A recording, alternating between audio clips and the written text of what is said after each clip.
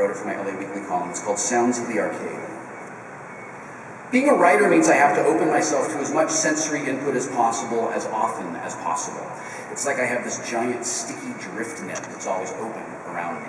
It traps sights and smells, feelings, and sounds, which usually jar loose some long-forgotten memory or find their way into a future work of fiction. My son is home from college, visiting briefly before he goes back for his summer session, so I've been making a concerted effort to cram as much writing as I can into limited working hours each day, so my evenings are free to spend with him and the rest of our family.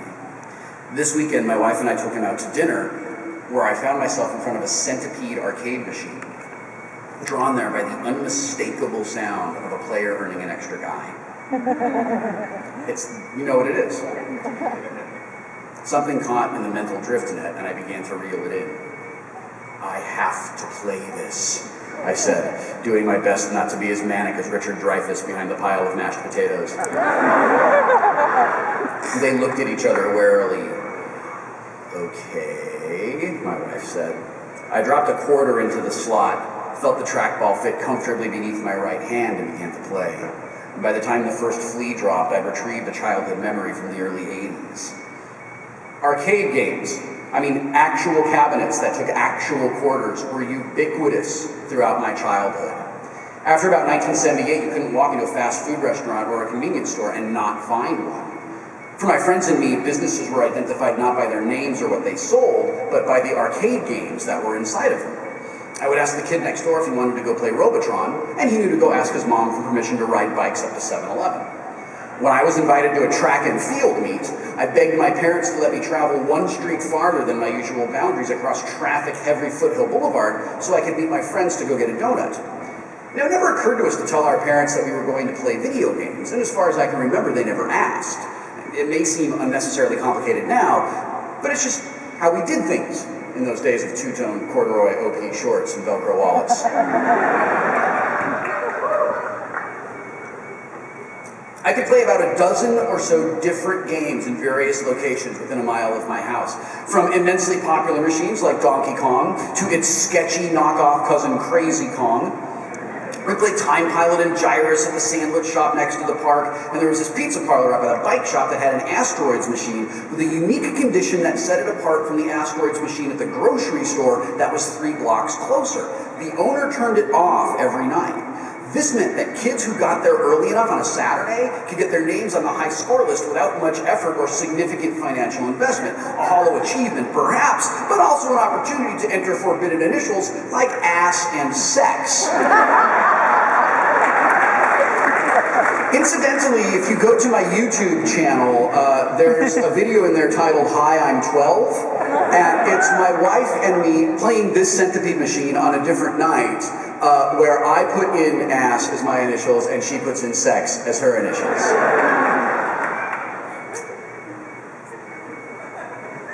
Like typing 58008 into a calculator or licking a 9-volt battery, this is how I got my illicit kicks when I was in the 4th grade. The closest video arcade, called Pinball Plus, which, I'm not making this up, had its name changed to the Enterprise when I was a teenager. It was almost 15 minutes away, and I could rarely convince my parents to drive me there, so I didn't have the nearly limitless gaming choices I was convinced every other child in the world, whose parents, I rationally believe, took them to arcades and Disneyland on a weekly basis, did. About once a month, though, my parents would take my brother, my sister, and me up to Shakey's in La Crescenta for this school fundraiser, where there would be pizza, those Mojo potato things that I'm convinced are made from people, and video games. Now, just as Barry Mann sought the identity of the guy who put the bomb and the bomb, I too hope to one day find the man who put the game room into the average 80s pizza parlor so I can shake his hand. For a while, it was a Herculean task to convince my parents to drive me to an actual arcade. The game room at Shakey's was nearly as large as the dining area, and an entirely acceptable substitute, where I discovered Gorf, Vanguard, the pinball machines Comet and Cyclone, and Centipede. Centipede was released in 1980, so I was either 8 or 9 the first time I played it. We were at Shakey's. My sense is that it was the second Tuesday of the month, but my brain could be making that up to flesh out the story. And my mother had given me one of the precious few quarters I'd collect from her before the evening was over. So I'm 38 years old now. When I go to any place that has arcade games, I have to get like a card that I slide through the thing. Like I own my own washer and dryer.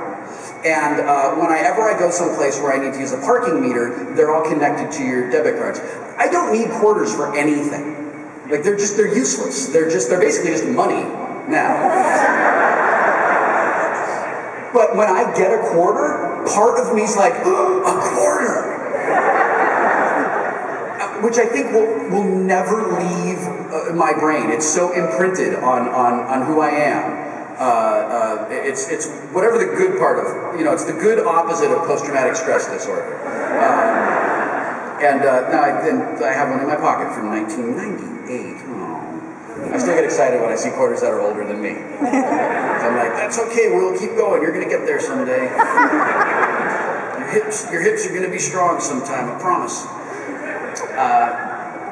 My mother had given me one of the precious few quarters I'd collect from her before the evening was over. So I walked toward the game room. Before I could get inside, I was distracted by a sit-down version of a game I'd seen before, between the jukebox and one of those mechanical horses being frantically played by a kid who was about my age. I took a few steps closer and watched him, absolutely mesmerized by the complex sounds and the fast pace of the game. When he finished, I jumped into a still warm seat and began to play. This game was unlike anything I'd ever played before. It was fast, it was colorful, and it had a unique controller that set it apart from all the other joystick control machines I was used to.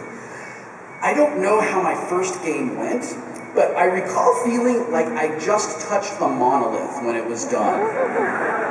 Now, a little bit of historical context may help the damn kids today understand why I was so captivated. Until 1980, games were really simple as far as graphics and sound went, and most of the games I had access to were basically derivative of Space Invaders. In fact, the only game I clearly recall that was not in black and white was Galaxian. In 1980, though, everything changed. Carnival, Missile Command, Defender, Berserk, Tempest, Pac-Man, and Centipede were just a few of the instant classics from the class of 1980, which is when I believe the golden age of arcade games began. My game ended quickly, but I lingered by the machine to watch other kids play it, and it only took a few games for me to figure out what sounds up with the spider, the scorpion, the flea, and the awarding of an extra turn. In fact, since that day 29 years ago, if there's a centipede machine in an arcade, I can hear the sound of an extra guy being awarded above the din as clearly as an air raid siren. I don't know why, I don't care, it always makes me happy. Eventually, my dad used the family whistle to call me back for pizza, which I may have managed to chew once or even twice before declaring, "Oh, I'm so full, I can't eat any more. Can I have another quarter?" A familiar, bemused look passed between my parents, and I was soon back at the centipede machine, which was being played by a couple in their 20s. It's strange the details that stick with me now. The guy had a thin mustache and carefully feathered dark hair. He wore a blue t-shirt and a gold chain around his neck. The girl had blonde hair, parted in the middle and equally feathered. She wore a white peasant shirt with blue and red embroidering, an elastic neckband, and a denim skirt. It's funny, I couldn't tell you what my wife was wearing when she left for work this morning, but I can see these two people as clearly as if I was yelling at them to get off my lawn.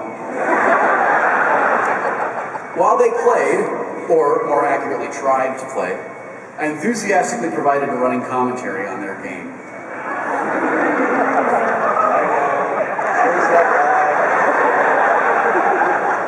That's the spider! That's the spider! You gotta shoot it! You gotta shoot the spider before it hits you. Oh, it's just a scorpion! The scorpion poisons the mushrooms and it makes the centipedes drive straight down at you, so you gotta shoot it before they get you. Oh, look out for the fleas! The fleas start out really slow, but they go really fast, and then they come down in like that. Oh, that sound means you get an extra man! Radical! 1980 was the year that I experimented with words like radical, bad meaning good, gnarly, stoked, and awesome. Thankfully, only awesome endures, because my brief flirtation with bitchin' came to an abrupt end in 1989 when a waitress thought I'd called her a bitch.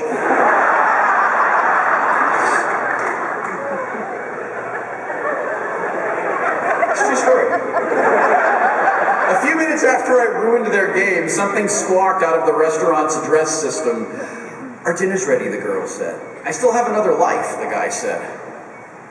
This convinces me, by the way, that if I were to have an arcade game in my house, and I were playing it, and it doesn't matter, I own the thing. It doesn't cost me anything to play this game. I can play it whenever I want to.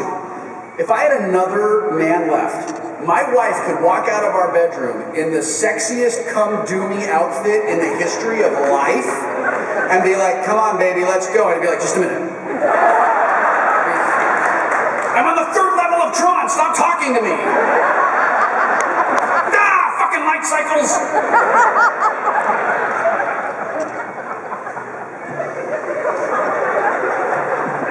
Also a true story.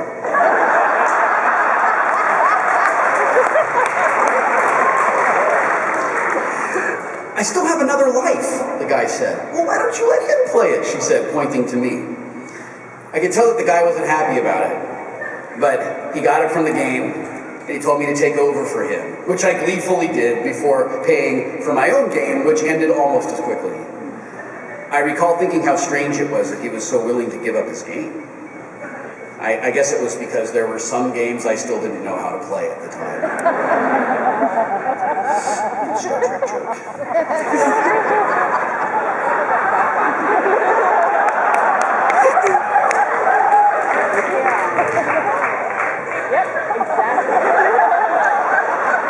I don't know what happened with the rest of their date, and I bet they forgot about me before I'd even put on my Star Wars pajamas that night. But I could tell that the guy was annoyed with me, and I felt bad about it. It wasn't until years later and I started dating that I understood why. I wasn't trying to cockblock this guy. I was just excited to see two grown-ups playing a game that I just discovered, and I wanted to be part of it. I haven't thought about that night in well over a decade, but it flashed through my mind in a matter of seconds, like it had just happened yesterday, and all it took to knock it loose was a few notes of 8-bit sound.